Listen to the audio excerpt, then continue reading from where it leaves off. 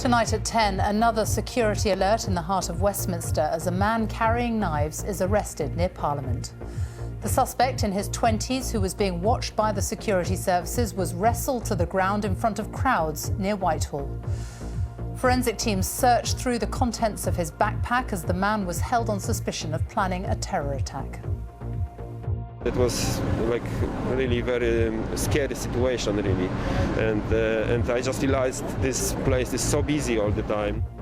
It comes just over a month after the Westminster attack, which left 5 people, including a police officer, dead. We'll have the latest. Also tonight, the Foreign Secretary is criticised after suggesting Britain could help the US with military action against Syria without MPs' approval. The Prime Minister, Theresa May, accuses the EU of lining up to oppose Britain in the Brexit negotiations. The teenager who took his own life after online bullying, now new figures reveal the pressure young people are under. And we talk to the British sculptor Richard Long, whose work has been inspired by his walks around the world, about his latest exhibition. And coming up in Sports Day on BBC News, who can claim bragging rights in the Manchester derby and, more importantly, improve their chances of a top 4 Champions League place?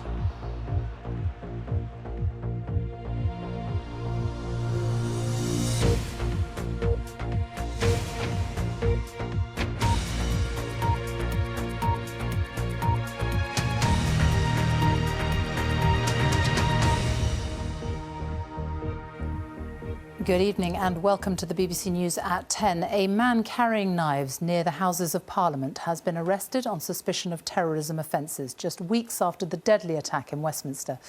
The 27-year-old had been under surveillance by the security services. He was stopped on Parliament Street, close to Whitehall, this afternoon and was wrestled to the ground. There's been heightened security in the area around Parliament since Khalid Masood killed 5 people, including PC Keith Palmer, last month. June Kelly has the latest. Under arrest in the shadow of government buildings in Whitehall. This wasn't a random stop search and arrest. The man was under surveillance as part of an ongoing operation by Scotland Yard's Counter-Terrorism Command. Close to Parliament Square, just before 2:30 this afternoon, the suspect was quickly in handcuffs. Police had wrestled him to the ground on a traffic island. It's close to the Foreign Office and the entrance to Downing Street. He was led away to an unmarked car and taken to a high-security police station in South London. And this is what he left behind, his rucksack and his knives. One of them, there was like kind of long one, really, and it looked like, I don't know what kind of knife was it, but it was like a really, like a proper strong knife. It seemed quite calm. Not much more than that. He didn't say anything or anything. I wouldn't say panic, but the firearms officer were running and they were all tense.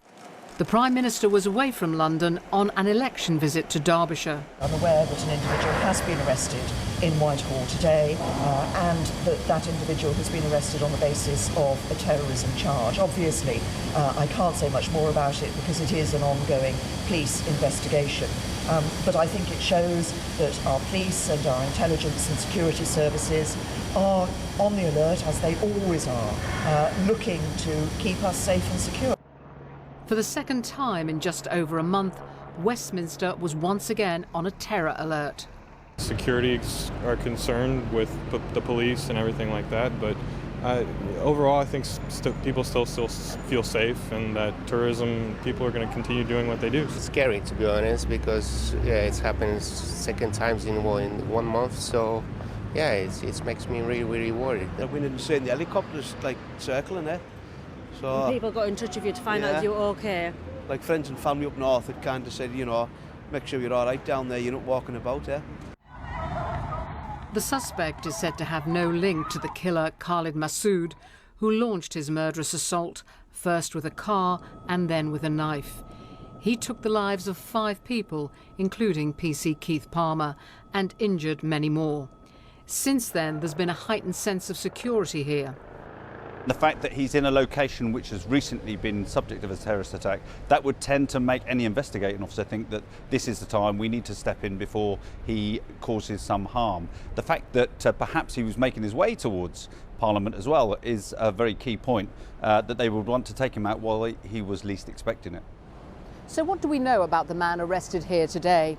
Well, he's 27 and lives in London. It's said that while he's a British national, he wasn't born in the UK. Counter-terrorism detectives and the security service MI5 will have been trying to build a picture of his background as they've been monitoring his movements. As he begins his first night in custody, in the coming days, police will be examining his beliefs, his mental state and his associates. June Kelly, BBC News, Westminster. Well, with me now is our security correspondent, Gordon Carrera. And it does look like police have been monitoring this individual for some time. That's right. This was an intelligence-led operation. As I understand it, MI5 and police had been investigating this individual for some months before today's events. Now, often MI5 and the police investigate people that can take a long time. They try and gather evidence for a possible prosecution. But something will have led them after those months to move today in a hurry in the middle of the day. Now, that could have been a tip-off from someone. It could well have been that their surveillance revealed that this was an individual who'd acquired and was carrying weapons and was moving to a sensitive location such as Westminster. That would have been enough to trigger them to decide they needed to move against someone they'd been investigating in the past. All of this really tells us two things. One is that the threat remains.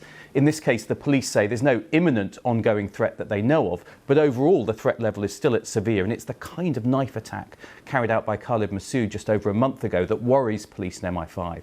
But in this case, they do appear to have done exactly what you'd expect and you'd hope MI5 and the police would do, which is identify someone they think is a threat, investigate them, put them under surveillance, and when they think there might be a threat to life, act against them.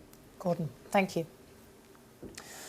Theresa May has refused to be drawn tonight on whether Britain could offer military support to the United States in the event of further American airstrikes against President Assad's regime, describing the suggestion as hypothetical. It comes after the Foreign Secretary, Boris Johnson, said it would be hard for Britain to turn down a request to support President Trump, and he suggested military action could be taken without the consent of MPs. Our political editor, Laura Kuenssberg, reports. Anybody got a cup of coffee? Coffee fuels campaigns, so do big personalities. And they do start early. Americano would not be fantastic. And no sugar. Boris Johnson burst out this morning. It seems incredible when you have a threat. With both barrels, claiming Jeremy Corbyn is weak on defence and can't be trusted. He is with me now. Good morning. Good morning, John. And suggesting the UK could join in if America again bombed Syria. If they come to us and ask for our support, whether it's with submarine-based cruise missiles in the Med or whatever it happens to be, as was the case back in 2013, John, it would be, in my view, and I know this is also the view of the Prime Minister, it'd be very difficult for us to say no. But you'd have to go to the Commons. I think that needs to be tested. But I think it'd be you're not sure about that? I think it would be very difficult for us to say no. He's said similar before, but it matters now. Because the Tories believe Jeremy Corbyn is soft on defence, whether regarding Syria or the rest of the world. I think there is a risk that people will kind of say, well, he's just an Islingtonian herbivore, a mutton-headed mugwump or whatever. Only the Labour Party's putting forward any ideas so far. It seems all the Tory party is going to do is be rude about Jeremy Corbyn. The world is more unstable, more uncertain than perhaps we thought it was going to be 20 years ago. And that is why Theresa May's leadership now is so important. And that's why it's so important for me, I'm afraid, to draw the contrast between her approach and what I think would be the chaotic approach under Jeremy Corbyn. Jeremy Corbyn's in their sights. You could call him the underdog. In a park today in the marginal seat of Harlow. But Labour MPs fear their leader has to be reminded not just to talk to his true believers, but to the whole country. The Tories think that makes him a real outsider. We take a message out to the whole country. Politics is, of course, always personal, but so far this campaign has been much more about Tory attacks on Jeremy Corbyn than a big battle of ideas. What do you think of what the Tories have been doing so far? I mean, it's already getting very personal, isn't it? Well, that's their nature, isn't it? David Cameron was a bully, and now they're proven to be bullies as well. It does seem like a witch hunt, it does. A witch hunt?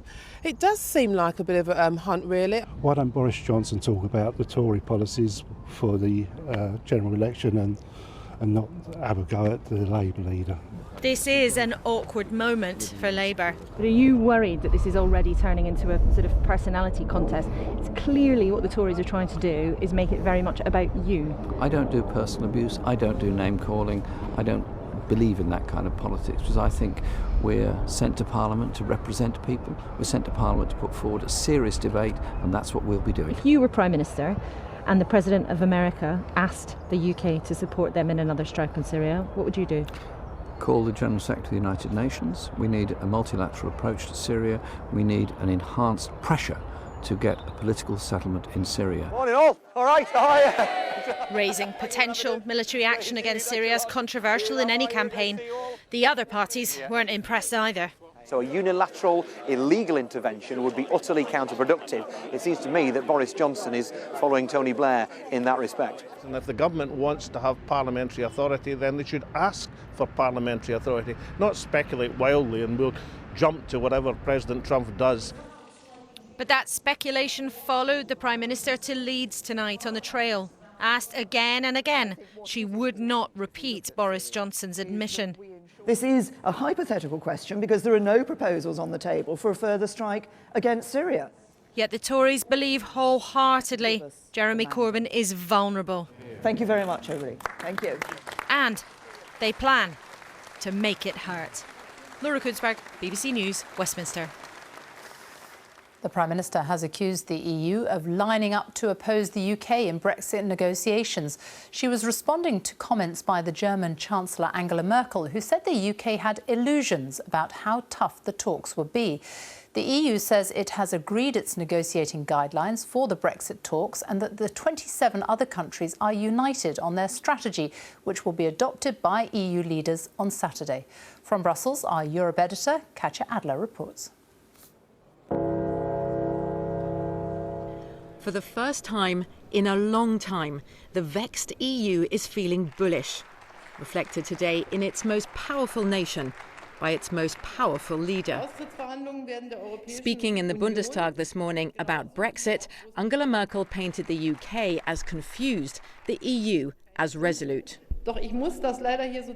To us, it may seem obvious the form negotiations will take, but there are some in Britain who still labour under quite some illusions. That is wasted time. In full election mode today, the Prime Minister seized on these comments as much to target political opponents at home as to fire back at the German Chancellor. We've heard her comments today. We've seen that actually there will be times when these negotiations are going to get tough. Yet our opponents are already trying to disrupt them at the same time as 27 other European countries are lining up to oppose us. The 27 EU leaders are in Brussels on Saturday to finalise their negotiating guidelines. They want the UK to honour financial commitments to the EU made before Brexit and to give permanent residency to EU nationals living in Britain for 5 years or more. They also insist the UK will not be able to enjoy the same single market benefits outside as inside the EU. And how come Brussels is suddenly so confident? Well, there were fears here after the Brexit vote that could spell an end to the EU, but so far no other country has walked out the door. And while Britain holds an election and is divided over its Brexit approach, the EU, so famous for infighting, seems calm and united.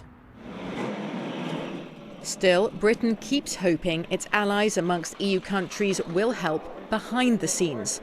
Portugal is an old friend. Prime Minister Costas told me of the UK's importance to Portugal in tourism and trade. Hello. Thank you so much. Hundreds of thousands of Portuguese nationals live in Britain too. But he said there'd be no special favours. I think it would be an enormous illusion to define a negotiating strategy like that. The UK isn't going to have 27 separations. Britain is negotiating with the EU as a whole. How difficult, though, Prime Minister, realistically speaking, will it be to maintain this united front? Because, you know, we know the EU is fractious, it's a fractious union. No. The EU will negotiate in a united fashion, and that is not negative for the UK. The single market only exists as a whole, so the EU has a single voice. But for how long? In Portugal and across the EU, leaders are now keen for negotiations to start. There are other issues to deal with, like migration, and they know their very public show of unity over Brexit will soon come under strain. Katya Adler, BBC News, Brussels. Well, our political editor Laura Kuenssberg is in Westminster. So the EU is feeling bullish. How is that going to play into the election here? Well, Sophie, it sounds like it should be bad news for the Prime Minister that they're sounding so upbeat. And in the medium term, of course, it may well make things more difficult for whoever ends up in the number 10. Her rivals, of course, say that this will be a painful reality check for the Prime Minister about just how difficult the Brexit process may prove to be. But sometimes in politics, you know, you've got to try to turn things on their head. Because in the context of this election campaign, I think we're already seeing Theresa May trying to use these comments to her advantage. Remember, part of her justification for having this election in the first place, and remember, she was under no obligation to actually go to the country, but part of her argument was to point out how complicated and how difficult the process of leaving the European Union might prove to be. Central to her argument for votes is therefore that every single member of the public that signs up to agree with her will give her additional political muscle as she goes into these complicated and difficult talks. Now, of course, in the medium term, it may well prove to be that Europe's intransigence, or their confidence, depending how you look at it, proves to be a real problem for whoever is in charge here in the UK. But in the fraught weeks of this election campaign that is really getting going now, Theresa May, I think, will use this stance to her advantage. Laura, thank you. Violent crime, including knife and gun crime in England and Wales, increased significantly last year, according to figures from the Office for National Statistics. Overall, police recorded almost 5 million offences last year, a rise of 9% on the year before, much of that down to changes in the way police record offences. But there was a genuine increase in violent crime, as our Home Affairs correspondent Daniel Sanford reports. And this is my new song called A Promise That You Make Should Not Be Broken.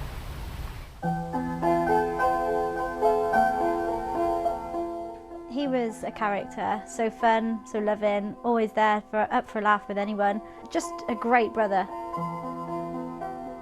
Zach Evans went to the pub in Gloucester 2 years ago and never came back. He was 19 years old, killed with a machete in an argument he didn't start. As a family, it destroyed us. We've lost the youngest person, but also feels like the biggest person, because when you're so strong as a family, you don't realise what you've got until it's gone, and we lose him and we miss him like massively. With violent crime in England and Wales rising again after years of decline, Anya Evans is pleading that young people should be taught more about the dangers of knife crime and that police funding should be protected. Senior officers are warning that more people appear to be carrying knives and other bladed weapons, and in some cities more guns are being fired again.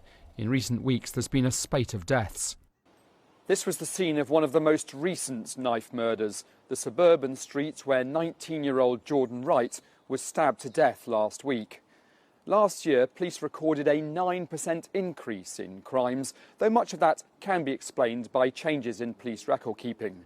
However, violent crime was up 19%, firearms offences up 13%, and knife crime up 14%. The service takes these very, very seriously. We see operations taking place across the country, and there are planned activity, particularly in relation to knife crime, which will be happening across the summer and into the rest of the year. Government statisticians say today's figures might also suggest a genuine rise in burglaries and vehicle crime. These are offences that had been falling for decades. However, another measure, the Crime Survey for England and Wales, suggests crime is stable. And although we're heading into an election, crime is not on the list of the public's greatest concerns at the moment, according to recent polls. Daniel Sanford, BBC News. The High Court has ruled that the government cannot delay publishing its plans to tackle illegal levels of air pollution until after the general election.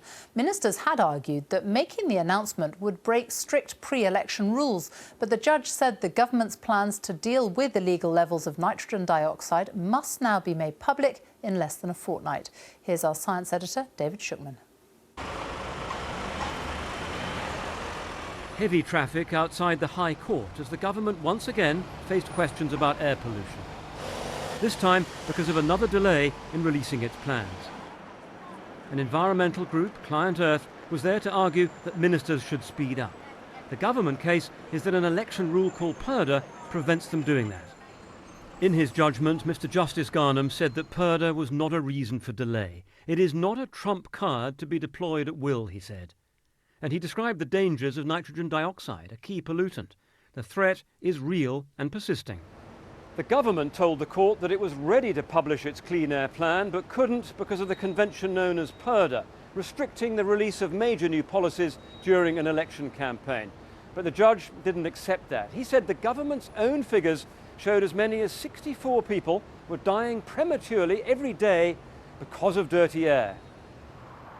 So what's the next step in this battle over air pollution? Well, the judgment orders the government to publish its new plan right after the local elections next month. It's a sensitive time. Well, I think it's very important for everyone to understand that this isn't a political decision and that cleaning up the air isn't a matter of politics. What the judge said very, very clearly is when you have a legal obligation and a court order to do something as important as protect the public health by cleaning up the air, politics does not come into it. The government is considering whether to appeal. Whatever it does, the court's ruling will eventually have an impact on millions of drivers as new measures to tackle pollution come a little closer. David Shukman, BBC News at the High Court. Tomorrow, Pope Francis will visit Egypt, a country whose Christian minority is increasingly under threat. Coptic Christians represent 10% of Egypt's population, but they've been subjected to a number of attacks from Islamist extremists recently, including 2 over the weekend, in which almost 50 people were killed. Our Egypt correspondent, Orla Guerin, reports from Alexandria. Entombed, Egyptian Christians killed for their faith, not in Roman times, but earlier this month. Priests at the ancient monastery of St. Mina say the dead were modern-day martyrs. The so-called Islamic State has said worshippers of the cross are its favourite prey. At this small tailor's shop, a much-loved son is gone. Ibrahim Bahoum worked alongside his father, Gergis. He should have buried me, he says, not the other way around. He was gasping for breath. After that, they got a sheet and they covered him and sent him to the morgue. I saw it with my own eyes.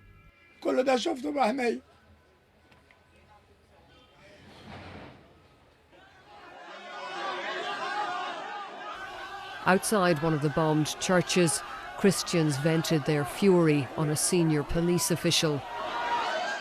Enraged that IS could strike their community again, the extremists killed about 30 mass-goers in Cairo last December. The latest attacks robbed the Nazim family of 3 loved ones, including Bishoy, who was 18. They told us he went to church often recently and wanted to die as a martyr. His sister Marianne says Coptic Christians are victims of discrimination as well as IS.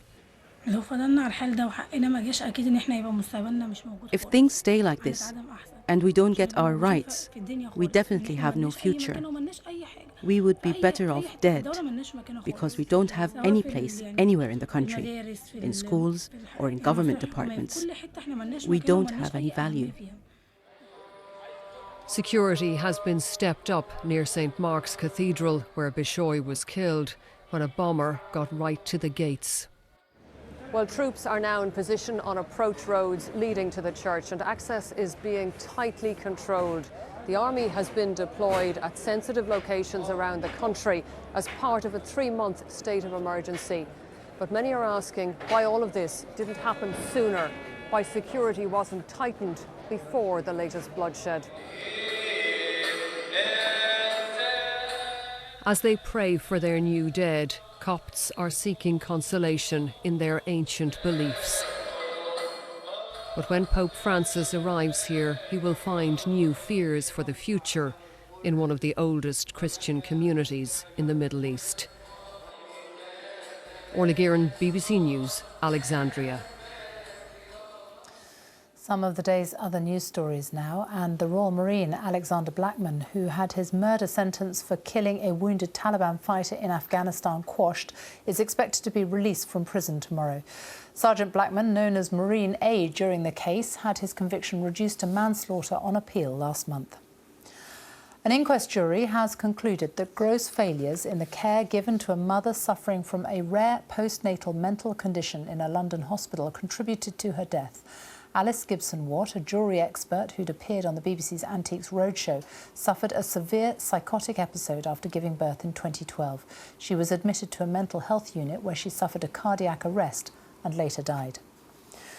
Police have written to politicians in Scotland, giving them advice on how to handle suspicious packages. Parcels containing white powder were sent to an elected official, the headquarters of a political party and a council building. Officials say all three packages were associated in some way with June's general election. Children and teenagers in the UK feel that social media companies are not doing enough to protect them from pornography and online bullying. In research by the charity, the NSPCC, 4 out of 5 young people said sites like Facebook needed to do more to stop them seeing inappropriate and harmful images.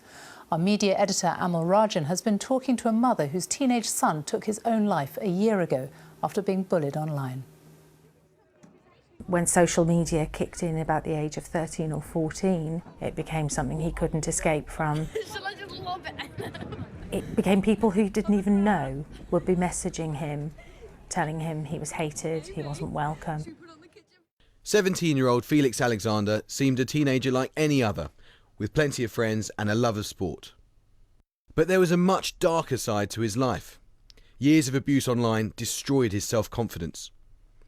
A year ago today, he took his own life by stepping in front of a train. His mother says that with modern social media, there is no respite from bullies. Everything is very instantaneous. Everything has to have a reaction immediately, and they look for that the whole time. So it becomes all-encompassing. It becomes completely overwhelming. Even if I took Felix's phone away, he would come down in the middle of the night to try and find it just to see what people were saying. It becomes just this thing that takes over your entire life, and you can't see further than that. Lucy Alexander is now working with schools across her home city of Worcester to warn pupils about bullying on social media. Online abuse is invading and destroying lives across the country. But tackling it goes to the heart of a debate about the role and responsibilities of internet companies. Is it up to big technology firms to clamp down on abuse? Or do we need new and smarter regulation? Good evening. Many high-profile celebrities have become advocates of reform, having endured abuse themselves. They include former footballer Gary Lineker. In many ways, whether it be Facebook, whether it be Twitter, whether it be the other things that are around these days, I think it should be their responsibility, and I think they need to make greater efforts to stop the kind of abuse, to stop the kind of bullying that can have, yes, I can deal with it, but a lot of people can't. For their part, tech companies argue they've taken decisive action already.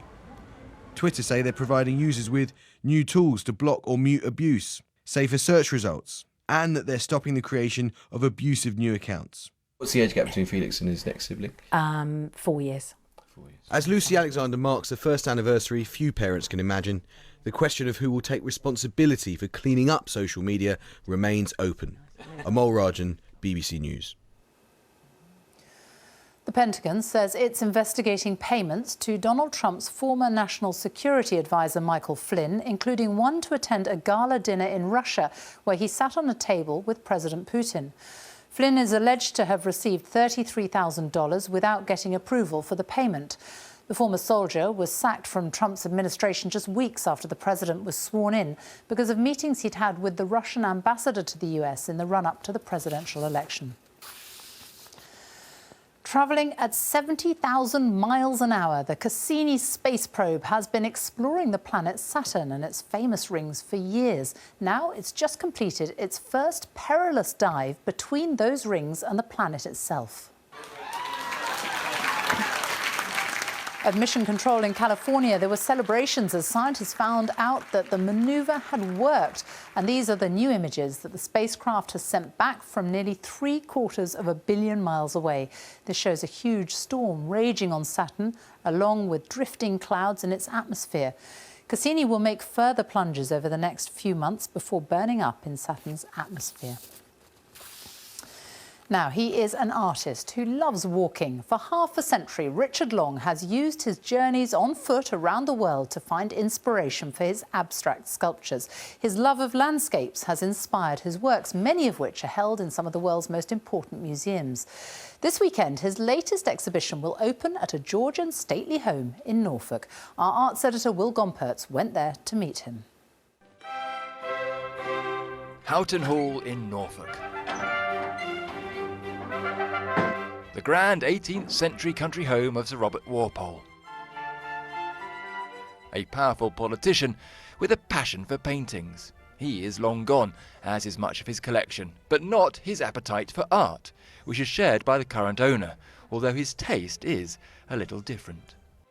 Contemporary minimalism meets Georgian magnificence, with an exhibition of Richard Long's geometric sculptures, which are installed in the house and dotted about the grounds.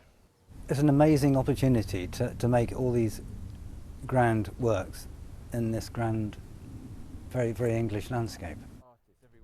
Richard Long is a landscape artist, but probably not in the way that Sir Robert Walpole would have understood. He doesn't paint or sculpt in the traditional sense. My preference is to use the natural raw materials of the world. I suppose I just order these materials into, that's what humans do. They make order out of the natural chaos. His art isn't so much about taming nature, but accentuating its beauty, with circles of overlapping flint and long lines of hand-picked stone. I've always used stones because that's what the world is made of. I can find stones anywhere in the world, almost. So it means I can be an artist wherever I happen to be walking. And walking is what he does, from his early days as a student when he made his mark by pacing up and down a field, to his roaming of Houghton's acres looking for suitable sites for his work. I've always been interested in alignments, ever since very early work. So, one thing leading to another. It was pretty incredible that they gave me the croquet lawn to make that big slate cross. The cross, like the rest of the exhibition, is striking in many ways, not least in how the mixing of the arts of the past and the present can heighten your awareness and appreciation of both. Will Gompertz, BBC News, Norfolk. Well, that's almost it from us. Newsnight's about to begin over on BBC Two in a few moments. Here's Kirsty. The courts forced the government to publish their draft plans for clean air. Is diesel pollution too important to be left to politics? And we're in Detroit to find out if the white working-class voters who put Donald Trump in the White House are still happy 100 days on. That's on BBC Two now. Now on BBC One, it's time for the news where you are. Good night.